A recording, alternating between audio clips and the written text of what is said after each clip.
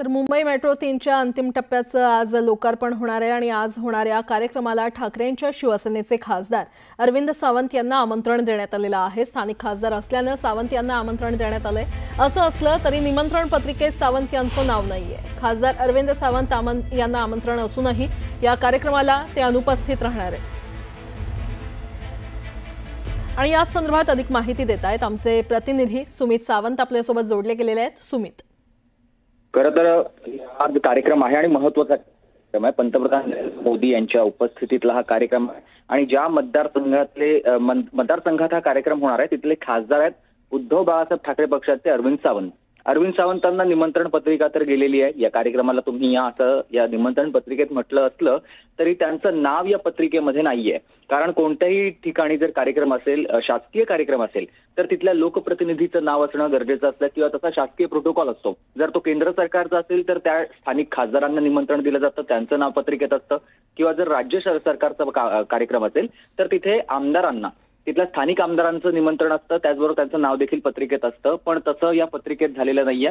अरविंद सावंत यांचं पत्रिकेत नाव नाहीये आणि म्हणून ते या कार्यक्रमाला जाणार नाहीत, जरी त्यांना निमंत्रण दिलं असलं तरीही। बरं सुमित, धन्यवाद या संपूर्ण माहितीसाठी। नवी मुंबईतील विमानतळाचा लोकार्पण सोहळा दिबा पाटील यांच्या कुटुंबियांना कार्यक्रमाचं निमंत्रण देण्यात आलेलं आहे आणि दिबा पाटलांचं कुटुंबीय या कार्यक्रमाला उपस्थित राहणार आहे। दिबा पाटील यांच्या पत्नी आणि दोन्ही मुलं या कार्यक्रमासाठी उपस्थित राहणार आहेत।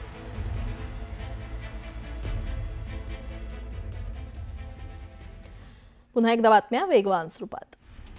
मराठवाड्यात महापुराच्या तडाख्यात अनेकांचं शेतीसह संसारही वाहून गेलेत आणि त्यांच्या मदतीसाठी अष्टविनायकांपैकी सुधागड पाली येथील प्रसिद्ध श्री बल्लाळेश्वर देवस्थान संस्था मदतीसाठी पुढे सरसावलेली आहे। देवस्थानच्या वतीनं मराठवाड्यातील पूरग्रस्तांसाठी 2,51,000 रुपयांची मदत करण्यात आलेली आहे। कराड शहरातील वाखाण ते कोरेगाव रस्त्याच्या कामावरून शेतकरी आणि कॉन्ट्रॅक्टर यांच्यातील वाद पोलीस ठाण्यात भूसंपादन करण्याआधीच रस्त्याचं काम राजकीय दबावानं सुरू केल्याचा आरोप शेतकऱ्यांनी केलाय। यावरून शेतकरी कॉन्ट्रॅक्टर आमनेसामने आले। मोबदला मिळवण्यासाठी शेतकरी आक्रमक झाले। जळगाव जिल्ह्यातील धरणगावच्या आश्रमशाळेमध्ये 15हून अधिक विद्यार्थ्यांना गोवरची लागण झाली आहे। दरम्यान आरोग्य यंत्रणा अलर्ट झाली असून विद्यार्थ्यांच्या प्रकृतीवर बारकाईनं लक्ष ठेवलं जात आहे। जळगावमध्ये जिल्हा परिषदेतर्फे यंग इंडिया फिट इंडिया या केंद्र शासनाच्या उपक्रमांतर्गत सुपोषण अभियान राबवण्याचा अभिनव उपक्रम सुरू करण्यात आलाय। झेडपीच्या मुख्य कार्यकारी अधिकाऱ्यांच्या हस्ते या उपक्रमाचं उद्घाटन करण्यात आलंय। जळगावचे जिल्हाधिकारी आयुष प्रसाद यांची बदली करण्यात आली आहे। राज्य सरकारनं 5 IAS अधिकाऱ्यांच्या बदल्या केलेल्या आहेत। आयुष प्रसाद यांच्या जागी रोहन घुगे हे जळगावचे जिल्हाधिकारी म्हणून रुजू होणार आहेत। अमरावती येथील ब्रिटिशकालीन शासकीय विदर्भ ज्ञान विज्ञान संस्था इथे परीक्षा फॉर्म भरण्याच्या प्रक्रियेत सुरू असलेल्या गोंधळामुळे विद्यार्थ्यांमध्ये तीव्र नाराजी उसळलेली आहे। प्रशासनाकडे तक्रारी करूनही तोडगा न निघाल्यानं विद्यार्थ्यांनी संताप व्यक्त करत आंदोलन केलं। प्लास्टिक मुक्त अमरावतीसाठी महानगरपालिका प्रशासनानं मोठी कारवाई करत कडवी बाजार परिसरातून बंदी घातलेल्या प्लास्टिक साहित्याचा तब्बल 4 ट्रक साठा जप्त केलाय।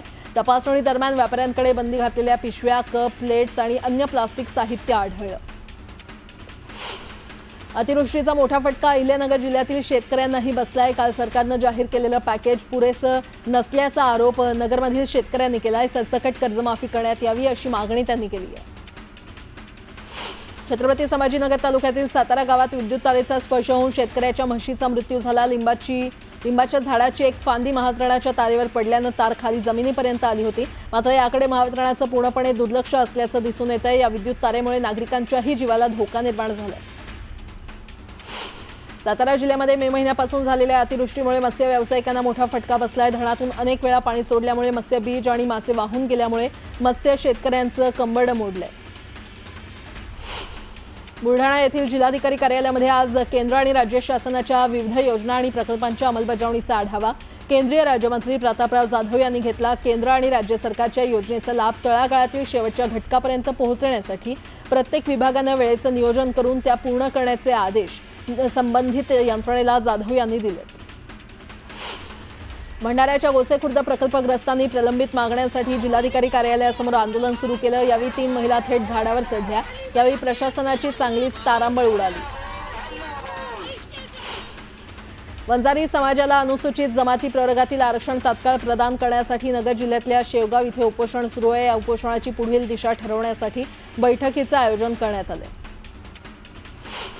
शेतकरी कर्जमाफीसाठी प्रहारची हक्क यात्रा सध्या राज्यभरात सुरू आहे। ही हक्क यात्रा रायगड जिल्ह्यामध्ये धडकणार आहे। शेतकरी कर्जमाफी न झाल्यास मुख्यमंत्री फडणवीस यांच्या निवासस्थानी धडकणार असा इशारा सचिन साळुंखे यांनी दिला।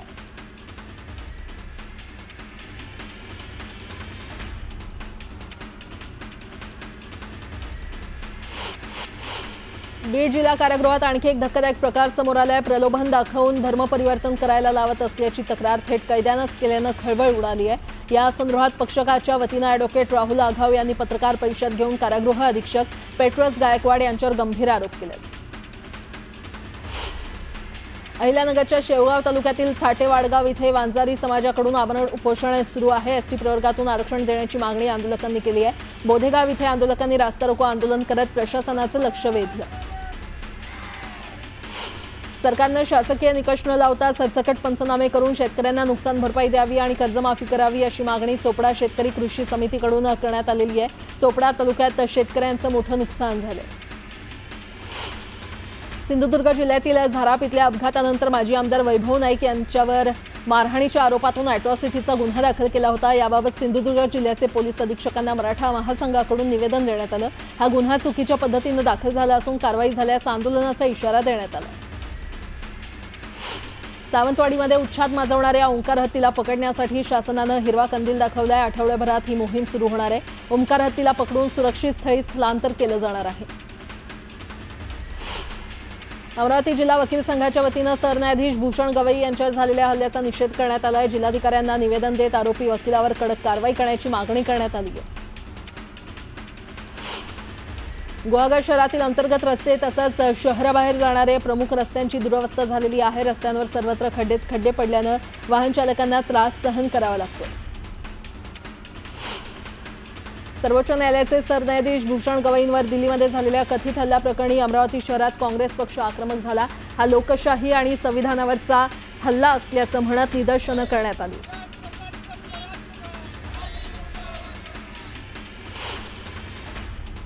मंत्री छगन भुजबळ यांनी मनोज जरांगे यांच्यावर पुन्हा एकदा हल्लाबोल केलाय। मुंबईतील शिवा संघटनेच्या आंदोलनामध्ये भुजबळांनी जरांगे यांच्या उपोषणावरून नक्कल करत टीका केलेली आहे। उठले सुटले की जरांगे हॉस्पिटलला जातात, त्यांची बिलं भरतंय कोण असा सवाल विचारत त्यांनी घणाघाती आरोप केले।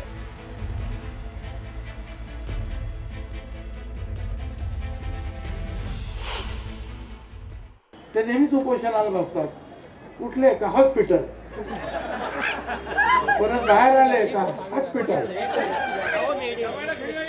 काय खरं काय खोटं काय कळेना।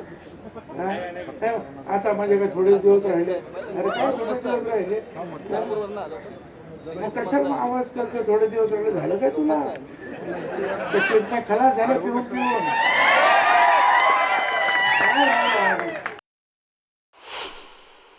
मला नेता मी अलीकडचा नाही, मी नेता म्हणूनच काँग्रेसमध्ये पण आलो आणि नेता म्हणूनच राष्ट्रवादी सुद्धा। त्या काय माहित नाही, अभ्यास नाही, पहिली दुसरी शिकलेले आहे ते काही बोलतात। झाला का झोपला आपला, झाला का झोपला, ते गोधडी आहे त्यांच्या अंगावर, काय आतमध्ये काय माहिती आहे का?